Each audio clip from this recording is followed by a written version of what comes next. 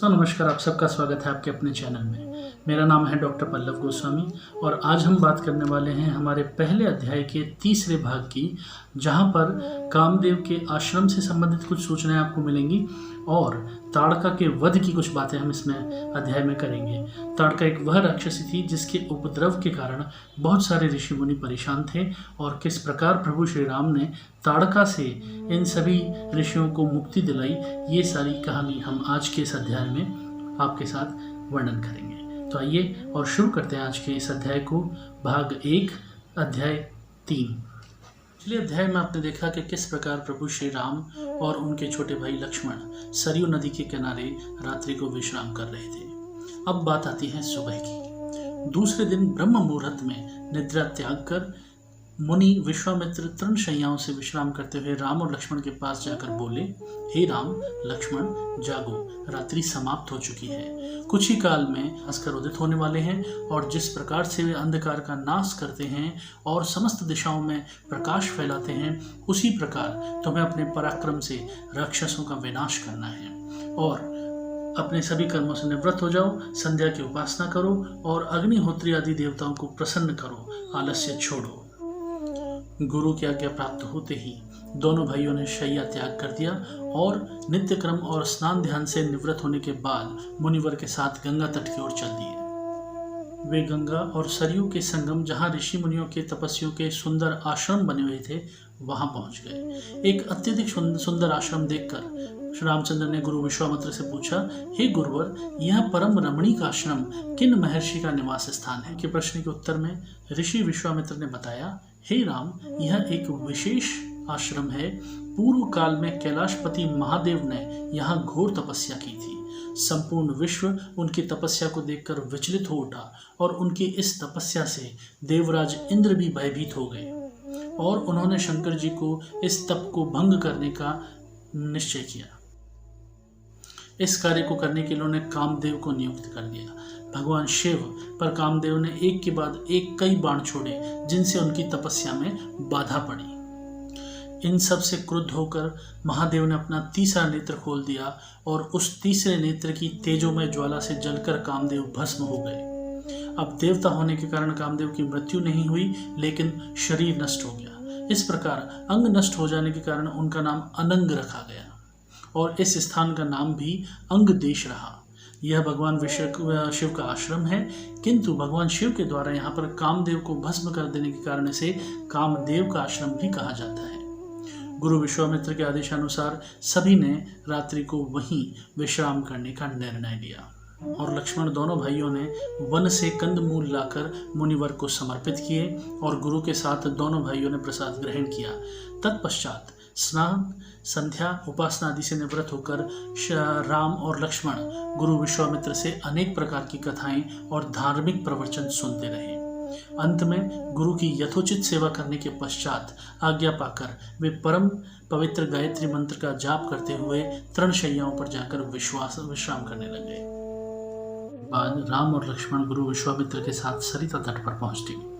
एक वनवासी मुनि ने विश्वामित्र के साथ 2 सुकुमार बालकों को देखा तो उनका परिचय प्राप्त कर वे एक दूसरे के साथ सुंदर सी नौका ले आए और विश्वामित्र से बोले, हे मुनिराज, आप इन राजकुमारों के साथ इस नौका पर बैठ जाइए और सरिता को पार कीजिए। विश्वामित्र ने उस मुनि को धन्यवाद दिया और राम तथा लक्ष्मण के साथ नौका पर सवार हो गए। नदी के पार एक भयानक वन था।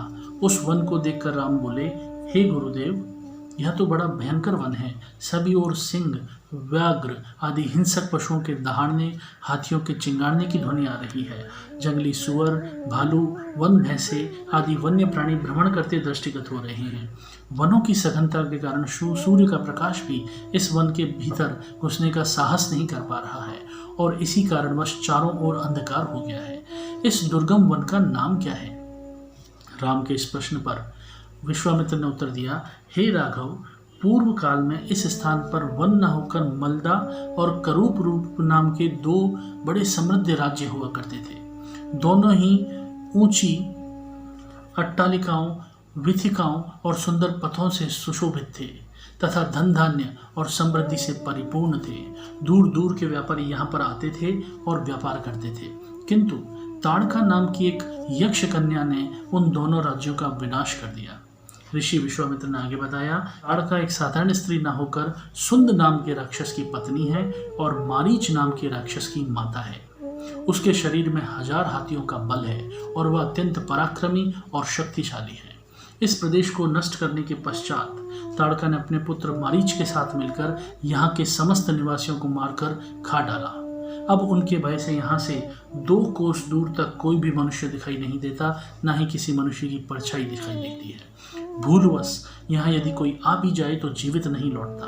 उसी ताड़का का संहार करने के लिए ही मैं तुम्हें यहाँ पर लाया हूँ। राम ने आश्चर्य से पूछा, गुरुदेव, स्त्रियां तो कोमल और दुर्बल होती हैं, फिर ताड़का में 1000 हाथियों का बल कैसे आ गया? ऐसा प्रतीत होता है कि अवश्य कुछ न कुछ रहस्य है। गुरु विश्वामित्र बोले, वत्स, तुम्हारा कथन सत्य है और वास्तव में इसके पीछे एक रहस्य है। सुकेतु नाम का एक अत्यंत बलवान यक्ष था। वह संतानहीन था, अतः संतान प्राप्ति के उद्देश्य से उसने ब्रह्मा जी की कठोर तपस्या की। उसकी तपस्या से प्रसन्न होकर ब्रह्मा जी ने उसे संतान होने का वरदान दिया। परिणाम स्वरूप ताड़का का जन्म हुआ। केतु के द्वारा ताड़का के अत्यंत बली होने का वर मांगने पर ब्रह्मा जी ने उसके शरीर में 1000 हाथियों का बल दे दिया। विवाह योग्य आयु होने पर सुकेतु ने ताड़का का विवाह सुंद नामक राक्षस से कर दिया और उससे मारीच का जन्म हुआ। मारीच भी अपनी माता के समान बलवान और पराक्रमी था। वह सुंद राक्षस का पुत्र होकर भी स्वयं राक्षस नहीं था, किंतु बाल्यकाल में वह बहुत उपद्रवी था। ऋषि मुनियों को अकारण कष्ट दिया करता था और उसके उपद्रव से त्रस्त होकर अगस्त्य मुनि ने उसे राक्षस हो जाने का श्राप दे दिया। अपने पुत्र की राक्षस गति प्राप्त होने से सुंद अत्यंत क्रोधित हो गया और अगस्त्य ऋषि को मारने के लिए दौड़ा। इस पर अगस्त्य ऋषि ने श्राप देकर सुंद को भी तत्काल भस्म कर दिया और अपने पति की मृत्यु का बदला लेने के लिए ताड़का भी अगस्त्य ऋषि पर झपटी। इस पर अगस्त्य ऋषि ने श्राप देकर ताड़का के सौंदर्य को नष्ट कर दिया और उसे कुरूप बना दिया। अपनी कुरूपता को देखकर और अपने पति की मृत्यु का बदला लेने के लिए ताड़का ने अगस्त्य मुनि के आश्रम को नष्ट करने का संकल्प किया है। अतः हे राम, मैं तुम्हें आज्ञा देता हूँ कि तुम ताड़का का वध कर दो। तुम्हारे अतिरिक्त इसका वध कोई भी और नहीं कर सकता। अपने मन से यह विचार निकाल दो कि यह स्त्री है और स्त्री का वध मैं कैसे करूँ। स्त्री के रूप में ताड़का एक घोर पाप है और पाप को नष्ट करने में कोई पाप नहीं होता। समस्त संशय को त्याग कर मेरी आज्ञा से तुम इस पापनी का संहार कर दो। राम ने कहा, गुरुदेव, आपकी आज्ञा मुझे शिरोधार्य है। समस्त मानवों के कल्याण के लिए मैं अवश्य ही ताड़का का वध करूंगा। इतना कहकर राम ने अपने धनुष बाण रखकर उसकी प्रत्यंचा को कान तक खींचकर भयंकर टंकार किया। टंकार से उत्पन्न ध्वनि से समस्त वन प्रांत गुंजायमान हो गया। वन्य प्राणी भयभीत होकर इधर उधर भागने लगे और इस प्रकार की अप्रत्याशित खलबली देखकर ताड़का क्रोध से भर उठी।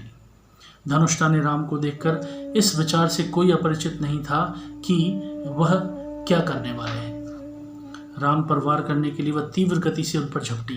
ताड़का को अपनी ओर आते हुए देख राम ने लक्ष्मण से कहा, हे सौमित्र, ताड़ के वृक्ष जैसी विशाल और विकराल मुख वाली इस राक्षसी का शरीर कितना कुरूप है। इसकी मुख मुद्रा देखकर ही प्रतीत होता है कि यह बड़ी हिंसक है और निरीह प्राणियों की हत्या करके उनका रक्तपान करने में से बहुत आनंद आता होगा। तुम एक तरफ सावधान खड़े हो जाओ और देखो कि मैं इसे किस प्रकार अभी यमलोक भेजता हूँ। विकराल देह धारणी ताड़का अपने बड़े बड़े चमक चमकते हुए दांत भुजाओं को फैलाए द्रुतगामी गति से बिजली की तरह राम और लक्ष्मण पर अत्यंत तीव्रता के साथ झपटी। राम इस भयंकर आक्रमण के लिए पहले से तैयार थे और तत्पर थे। उन्होंने तीक्ष्ण बाण निकालकर उसके हृदय को छलनी कर दिया। अपने हृदय से गरम गरम रक्त की धारा प्रभावित होकर देख वह आक्रमण के लिए पुनः टूट पड़ी। इससे पूर्व राम ने एक और बाण चला दिया और वह भी उसके वक्ष में जाकर लगा और वह पीड़ा से चीखती हुई चक्कर खाकर भूमि पर गिर गई और अगले ही क्षण उसके प्राण पखेरु उड़ गए। ताड़का की मृत्यु से विश्वामित्र अत्यंत प्रसन्न हुए। उनके मुख से श्री राम के लिए आशीर्वचन निकले। गुरु की आज्ञा से सभी ने वहां रात्रि व्यतीत की और प्रातःकाल उन्होंने ताड़का के आतंक से मुक्ति पा जाने के कारण उस वन में शोभा निहारने का आनंद लिया। स्नान पूजन से निवृत्त होकर महर्षि विश्वामित्र ने आश्रम की ओर प्रस्थान किया।